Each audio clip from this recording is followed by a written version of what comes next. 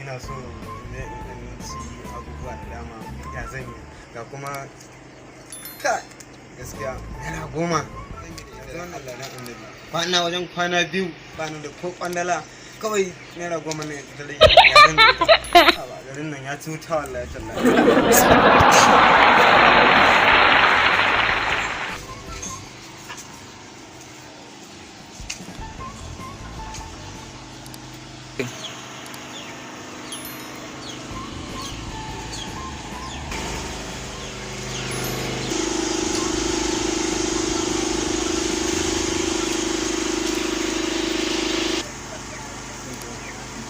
na ma Allah zai kawo wani zai taimaka buce in je ni dan karya dan tun safe ban ci abinci ka gani ina jin yunwa sosai na zan yi ne rayuwa ta inna lillahi wa inna ilaihi raji'un ha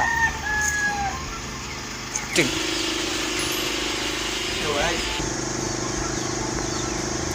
yawa ha wannan tin zafi wallahi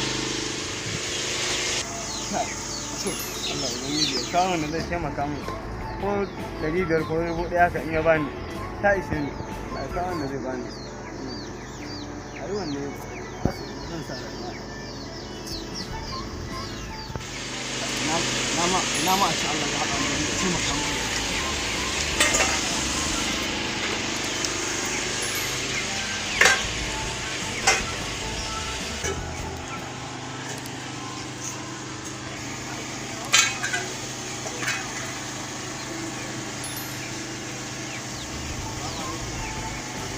Salamu alaikum.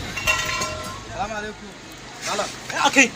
Me ya faru? Ba na faɗa bane wallahi. Menene ya faru? Ba ko ne wallahi. To ina menene ya faru? Allah ka ganna kwana na uku ban ci abinci wallahi ne kusa kira kamun da abin da zan kai baki.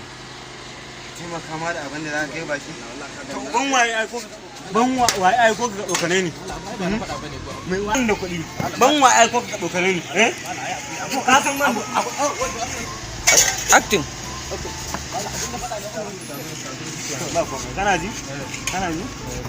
Wannan ni ma ban da ko naira biyar amma gaskiya na tunanin tsokan an aiko ka ne ga dokane ni ma kwana na yau ine guda ne ban ci abincin da zan ci ba ka tafi ko ba haka ba kira haƙuri a wannan shi